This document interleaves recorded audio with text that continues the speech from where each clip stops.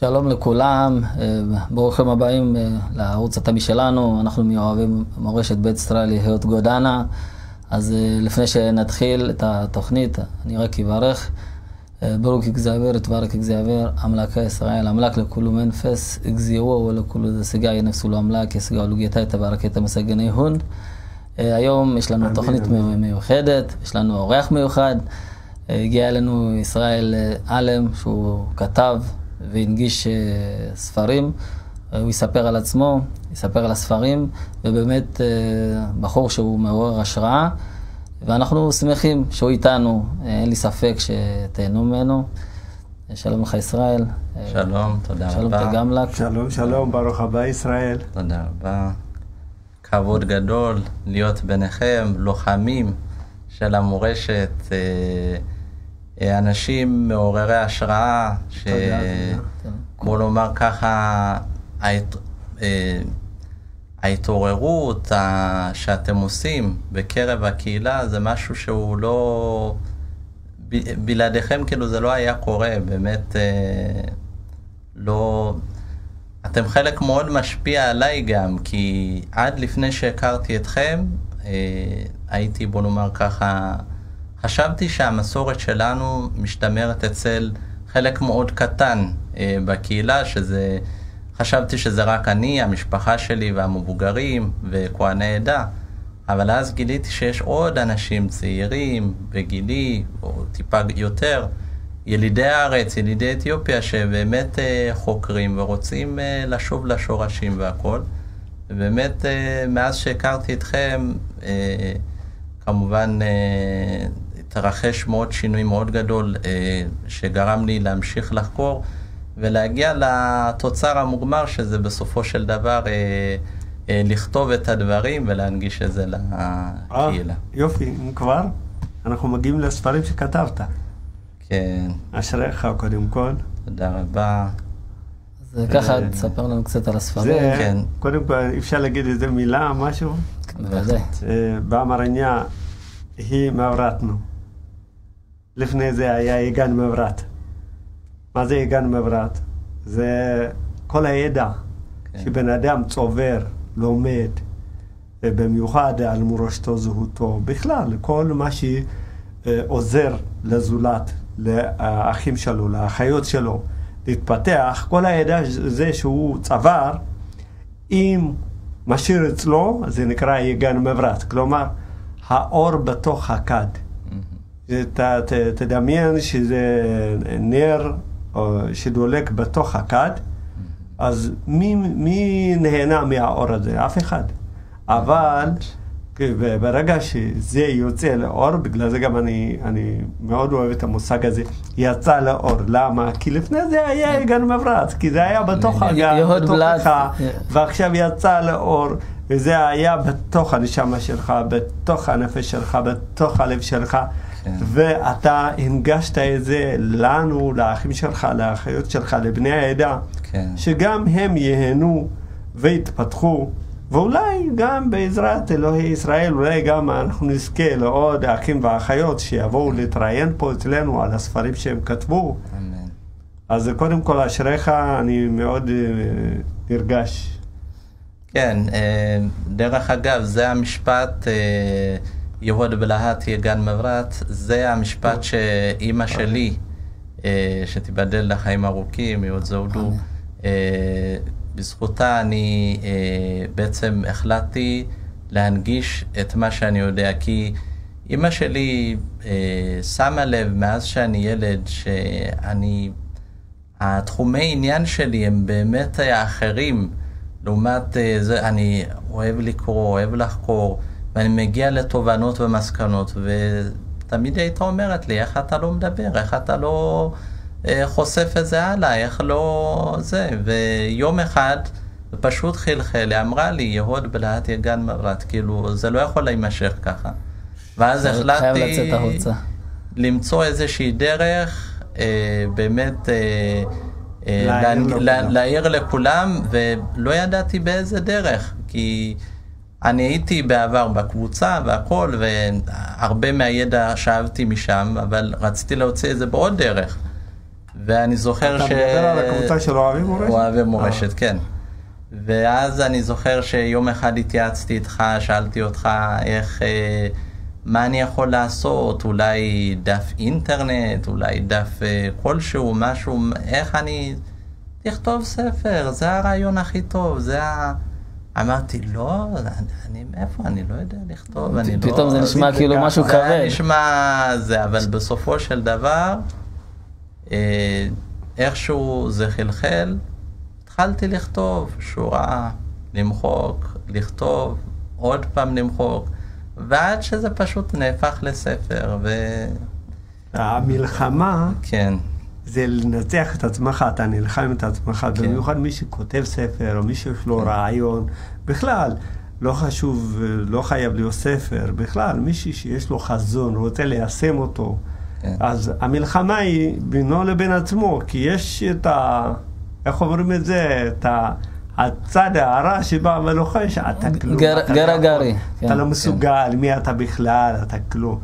בעצם כולנו, אנחנו יצירתו המופלאה של אלוהים בורא הכל, ואלוהים ישב על כל אחד ואחת. על כל אחד מאיתנו וברא אותו בכבודו בעצמו, נתן לנו את תשומת הלב, ונתן לנו את הכבוד הראוי. אז איך בן אדם יכול להגיד, אני לא מסוגל, אני לא יכול, אני כלום, ואני זה, וזה באמת, זו הזדמנות לבוא ולהגיד, במיוחד אחד שצלח את זה, עבר את המלחמה הזאת, וניצח, ניצחת את עצמך. ניצחת את עצמך, ניצחת את הצד שאומר לך, תשתוק, תישאר, תסתום את הפה, תתבייש, וכל זה, ובסוף ניצחת.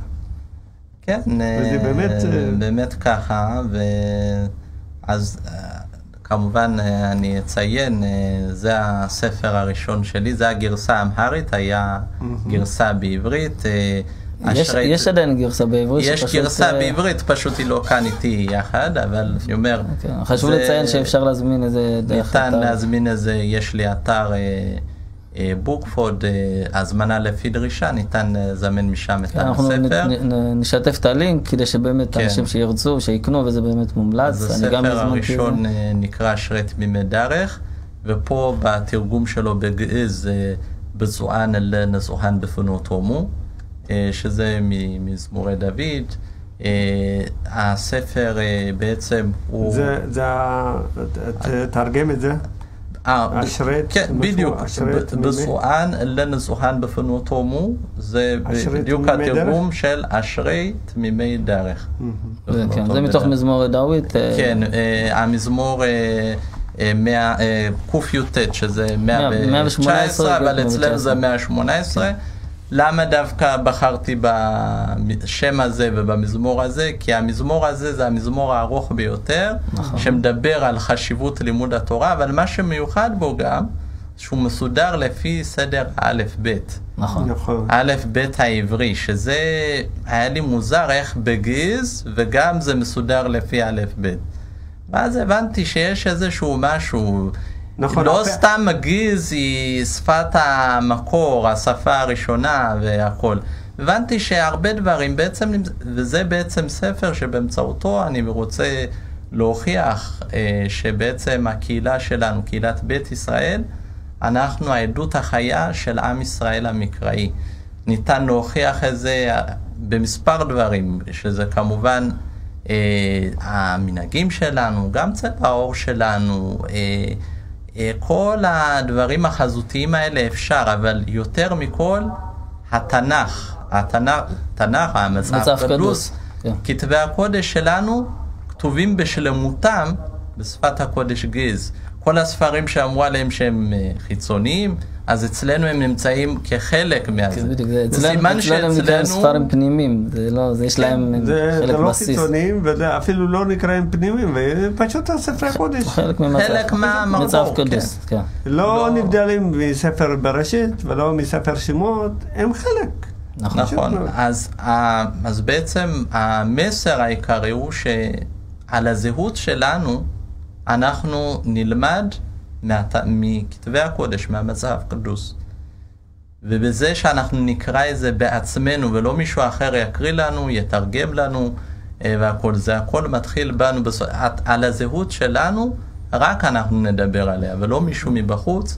גם אם הוא יהיה מלומד ככל שיהיה, הוא גם יכול לטעות, גם יכול לסלף, ולכן זה המסר שאני רוצה להביא. תמיד אם הוא יספר לפי הנרטיב שלו. כן, מהנקודת מבט שלו בדיוק. ולפי התרבות שלו, לפי המוצא שלו, כי למשל, סתם דוגמה, תמיד מתארים אותנו יהודי אתיופיה. כן. אנחנו אף פעם לא קראנו לעצמנו יהודי אתיופיה. והשם האמיתי הוא ביתא ישראל. ביתא ישראל, או בית ישראל. זה אותו דבר. נכון. ואתה יודע, זה מאוד חשוב העניין הזה של, אני יכול להגיד לך לפני כמה שנים, שבדיוק נחשפתי למזמור הזה בתהילים, ובפעמים הראשונות ששמעתי את התפילות לפני כן, אבל אתה יודע, לא שמתי לב, ואז פתאום אתה שומע שבחגים, וגם למשל, אדם שהוא נפטר ככבוד אחרון, משתמשים באותיות בתפילות של האלף בית, ואתה שומע כאילו, האלף בהיל, ההדוק זה עבר, ואתה שומע כאילו, בספר הארדץ, גם אני ראיתי את אותו מבנה, ואז אתה אומר, רגע, איך זה יכול להיות? בואו נסביר רגע, הכוונה, איזה מזמור זה אמרנו? 119, 118, 119, זה כאילו... לא, אצלנו זה 118, לא? זה ביחד כאילו. אז המזמור הזה מהמיוחד, כאילו, לפי מה שאני גם יצא לי לקרוא, המיוחד במזמור הזה, זה שבעצם המזמור בעצמו הוא פרק 118, אבל הוא גם מחולק לסעיפים, כמו למשל סעיף א', סעיף ב'. זה 8 פסוקים לכל אות. לפי האותיות של א' ב' העברי, אבל אתם לא תראו את האותיות, האות א', מה שאנחנו מכירים היום. לפי ההגיה נכונה. כן, ההגיה נכונה. האותיות, א', למשל, אומרים פה זין, נכון? כתוב זי. זי בהל. זי, או סמתק.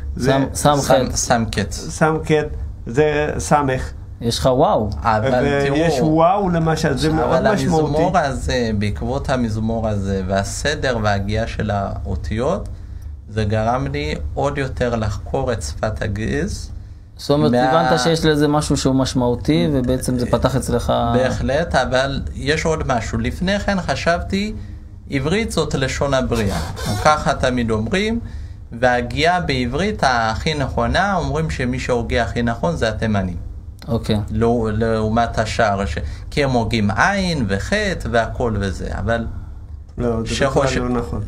לא, הם הוגים הכי נכון, כאילו לפי מה שאומרים, כן? לפי בעצם מה שלימדו אותנו, זה הכוונה שלו. אם אנחנו נדבר, למשל, תיקח שפות שמיות באזור הזה, למשל כמו הערבית, אוקיי? אז הערבית היא לא רחוקה מהגז, והגז לא רחוקה מהטיגריניה, נכון? כן, זה שפות שמיות. ולכן יש שם וואו וכל האותיות חטא, עין. כן, אז אני רוצה להוביל אתכם למשהו שגרם לי בעצם... כן, כי אומרים בוויקיפדיה, בעברית מקראית, כתוב שנעלמו 6 או 7 פונמות. פונמות זה הגיות, הגיינים בעברית תקנית, מהשפה פרוטושמית. פרוטושמית זאת כאילו השמית העתיקה. עכשיו אומרים שנעלמו משם 6 אותיות, שהם בעצם השתמרו בערבית. אוקיי? אז עשיתי בעיקרון מחקר, בדקתי כאילו מה נעלם, מה לא זה. ראיתי שיש, בוא נאמר ככה, בערבית דרך אגב יש 28 אותיות. באותה שפה פרוטושמית שהחוקרים טוענים, יש 29. עכשיו, פרוטושמית, הם הודו בעצמם שזאת שפה משוחזרת, זאת שפה מלאכותית, משוערת, שיכול להיות שהייתה. מי יצר אותה? שנוצרה כאילו תוך, זאת אומרת, עם הזמן? הם חוקרים, הם אומרים, זה השערה שלהם. זה אפילו... עכשיו, זה לא... יש פה משהו שהוא לא מבוסס, וחקרתי את זה לעומק, וגיליתי שיש שפה אחרת, שכן יש לה 29 אותיות, כן הייתה קיימת, וזאת הייתה השבאית, השפת שבה. והיא מלכת שבה? כן, מדרום, באזור דרום תימן, הייתה את השפה השבאית, והיה שם 29 אותיות. אוקיי. וזה נכתב בכתב שנקרא מוסנד, כן? ורואים שם שהם בעצם, מה שהם רצו לקשר אותם חוקרים, זה שבעצם גז היא צאצאית של שבאית. אבל להפך, גז היא לא צאצאית של שבאית, היא יותר קדומה אפילו מזה, אפילו באמצעים ארכיאולוגיים אישרו את זה. עכשיו, ערבית, 28 אותיות אמרנו, כן? היא שימרה את אותם 6 שאמרו שנעלמו. בשפה הערבית בעצם 6 שנעלמו? 6 שנעלמו, מה שאמרו מהפרוטושמית ההיא, אז זה השתמר בזה. אז אוקיי, ביטלנו את הפרוטושמית, יש את השבאית, היא ההגיונית, כן? הפרוטושמית נעזוב אותה בצד, ואומרים שהערבית שימרה 28 מזה, ועברית 22, כי נעלמו ממנה 6 והכל. עכשיו, מה הבעיה? בעברית המקראית, אם שמתם לב, יש את אותיות בגד כפת נגיד, שמתפצלות לשש אותיות נוספות. יש את השין שמאלית ושין ימנית, יש את כל עכשיו, בגז לדוגמה, גז, 24. בגז ידוע שיש 24 אותיות, לפני שאנחנו... לפני ההוספות בעצם? לפני הכפול 7, כן? אוקיי. 24 אותיות. מאוחר יותר התפספו עוד 2, הפ ופ, שזה מיוונית. מיוונית. זה בעצם כבר הופך את זה ל-26. אבל בואו נאמר ככה, אם, כמו שאמרו, התווספו, כמו מה שאמרנו עם הבגד כפת, התווספו, זה מה שקרה עם מה שהם אומרים עם אותה פרוטושמית. לא נעלמו 6 או 7 ספרות, אלא התווספו. התווספו עוד בעצם. כן, זה לא, זה להפך קרה. אז המספר היה יותר מצומצם. גם לא רק זה. למה יש בכל שפה מספר אותיות שונה? כי ההגייה משתנה. כי שכחו הגייה של משהו. ואז בעצם מוסיפים בשביל שיוכלו להגות את המילה... ואז זה יוצר את המצב שנקרא שגיאות כתיב. אוקיי. עכשיו, שחושבים על זה, לא ייתכן שבעצם אותיות, כאילו, אותה אות, תגיע אותה, רק הצורה נראית אותו דבר, אבל אתה תגיע אותה באופן שונה. תגיע אותה כאילו באופן שונה. הנה דוגמה שמצאתי בגז, זה לקחתי מתוך המזמור עצמו. תשימו לב. תקריא לנו איזה? כן, כן, אני אקריא לכם גם. אני רק אגיע לפה. איזה עמוד זה שמי שיש לו את הספר שיכול... זה בעמוד, הגעתי פה לעמוד 124. אוקיי, באמרית. רגע, סליחה. שנייה. כן. עמוד... 124. לא, כי הבאתי 2 דוגמאות, סליחה. המזמור עצמו נמצא בעמוד 122. בעמוד 122, לדוגמה, האות סמקט, הנה סמקט, אתה רואה? סמקט, זה סמקט, וסן. אוקיי. סן, אותו דבר. לעומת זאת, בכנסייה, הסדר של האותיות א' ב', הם גם הוגים א' ב', אבל הסדר שונה. לא, הכנסייה האתיופית, כן. לא, הסדר דווקא הוא אותו סדר. אבל פה דווקא, בעמוד 125, קודם ראינו סמקט ככה, נכון? כן. כאן סמקט היא ככה. סמקט פה. תראה אותה? כן. נגוססה. בנגוסוסה, כן. סמקט בסוסה. בנגוסוסה. כן, ואז סן נשארת ככה. סן זה לפי... לפי סאוסה. סאוסה.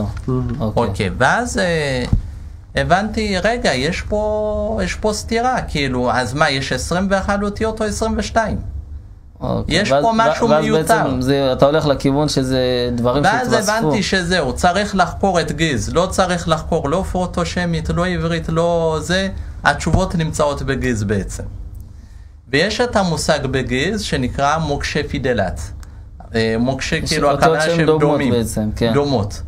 העינועה, אלפאואה, הלטאואה, חמרו, אבל כל הדברים האלה לדוגמה, נגיד בשפות טיגרית או טיגריה וזה, אז שם לדוגמה אתה תראה שיש להם איך להגות את האותיות והם לא מתבלבלים, רק באמרית זה יש כן, באמרית יש שם בכלל אין סדר, זה יותר בלגן, כן, אבל בגיז הוא יותר מסודר. כמו שבעברית אנשים כותבים א', כן, האשורית. א' ועין והכל ועדיין זה. אז הבנתי שיש פה איזושהי בעיה, והחלטתי לבדוק מה בעצם ההגיעה האמיתית.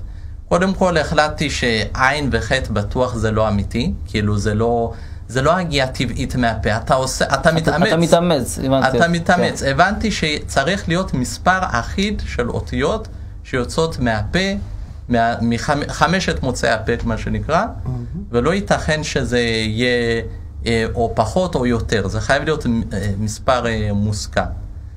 וככה חקרתי את העניין הזה, וגיליתי שיש אותיות שבסופו של דבר הושתלו גם לגז, ושאם אנחנו נצמצם אותם, כן,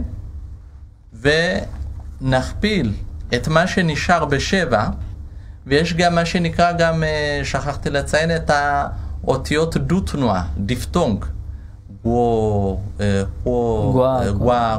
זה כל הדברים האלה. זה לדוגמה, יש מספר מוסכם, זה 20 אותיות. אז הנה, תראו. פה... אתה יכול להראות את זה למצלמה? כן, כן, אני אציג במצלמה. זאת הטבלה של כל היצורים שהם כן בהגיעה טבעית יוצאים מהפה. זאת אומרת, בלי המאמץ כמו שאמרת? בלי מאמץ, והם לא השתילו אותם משפות אחרות. אוקיי. אז שמתי פה, בוא נאמר, הנה, יש פה אפילו גם סדר הגיוני, אתם יכולים לשים לב. איזה עמוד זה רק למישהו? זה 142, נכון. 142 זו הטבלה המסכמת, מה שנקרא. אוקיי. יש כאן את כל האותיות. מה זה הוא, היא? כן. כי יש, הנה, אם אתה כבר מזכיר את זה, אנחנו נגיד הוא, היא, כאילו, יוצא שיש פעמיים פה. כן, סד בראשון וברביעי. הראשון היה אמור להיות אבל לדוגמה, נגיד גם בעברית, אתה לא אומר עם סגול. אתה אומר בחטף פתח, ואז עדיין זה נשאר אז זה יוצא מיותר, נקרא לזה ככה. אוקיי. אז אותו דבר גם באלף. אלף גם כן, יש לך את הרבי ויש לך את הגיז. כן, אז יוצא שאחת צריכה להיות תקינה, ואחת היא לא זה.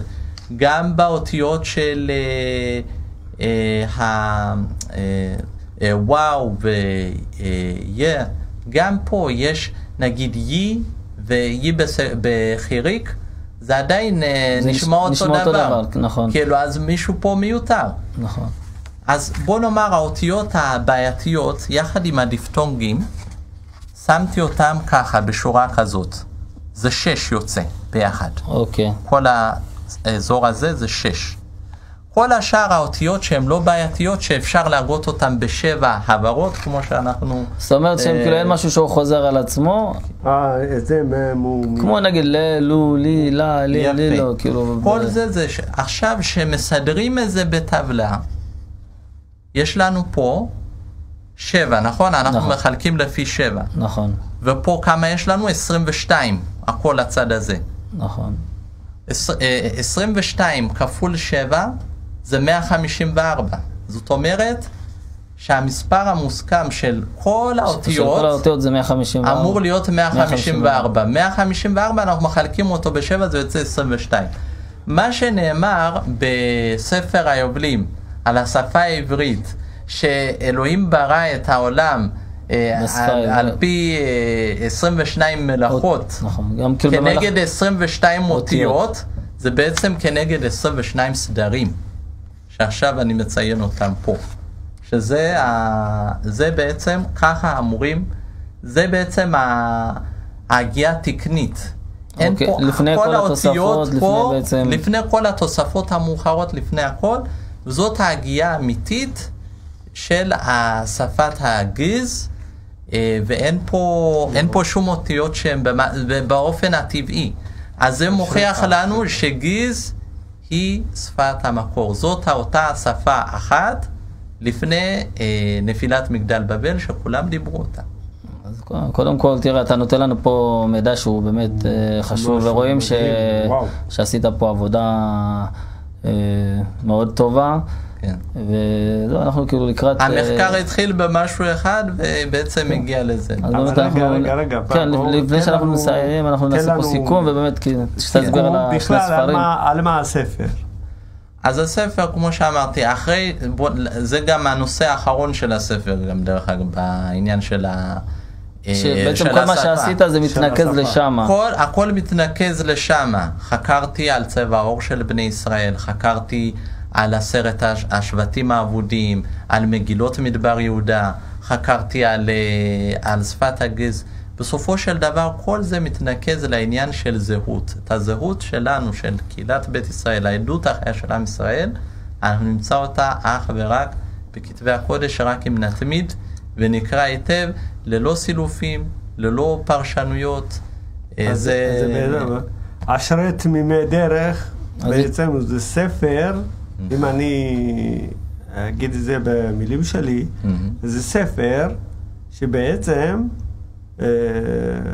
נותן לנו הצצה לזהות. ההיסטוריה האמיתית בעצם, הזהות האמיתית, להיסטוריה, למורשת, לתרבות, לערכים שבעצם אבותינו הורישו לנו. בדיוק.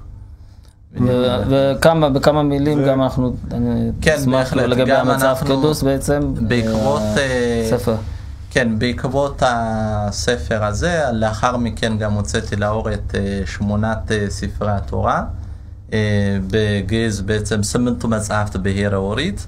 זה בעצם איזה ספרים זה כולל בתוכם? הנוסח האמיתי של התורה אצלנו בעצם, אצלנו במצאף קדוס בלשון הגיז, בעצם התורה אינה 5 חומשי תורה, אלא 8 ספרים. מתווספים לפה את יהושע, שופטים ומגילת רות, שהם המשך כרונולוגי רציף של ההתרחשות בעצם אחרי שבני ישראל נכנסו לארץ. האירועים שהתרחשו בתורה. בעצם הרי התורה שלנו מתחילה בבריאת העולם. בסופו של דבר אלוהים בחר לו עם אחד מכל העמים, את עם ישראל, הוציאו אותו ממצרים. ולא רק, ובעצם את כל הסיפור הזה שאנחנו מסיימים את זה ב5 חומשי תורה, אנחנו מסיימים בעצם באירוע טרגי, משה איש האלוהים, נביא הנביאים, כן? לא רבנו, כמובן, אני מזכיר, כן? שבעצם הוא הוציא את עם ישראל מכור הברזל, בעצם הוא לא נכנס לארץ. וסיפור מאוד עצוב, ורואים שהספר פה נקטע בעצם. הסיפור, ההשתלשלות האמיתית. המשך בעצם מה שקורה אחר כך.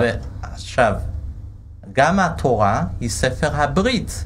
ויש פה ברית נצחית בין אלוהים לבין עמו הנבחר. והברית היא שבסופו של דבר הוא יכניס אותם לארץ האבות, וישכן את משכנו, את מקדשו בתוך עמו. אז הנה, ההמשך הישיר הוא בעצם התקופה שלאחר מכן. יהושע וכיבושי הארץ, לאחר מכן תקופת השופטים. בסופו של דבר, בתקופת השופטים החלה ירידה, העם החלו לעבוד אלוהים אחרים, אבל בסופו של דבר, במגילת רות, מסופר לנו על בית דוד, הקמת בית דוד, על שממנו בעצם יבוא המשיח והכל. אז לכן, זה הרצף ההיסטורי הנכון שהיה, וככה הוא השתמר אצלנו.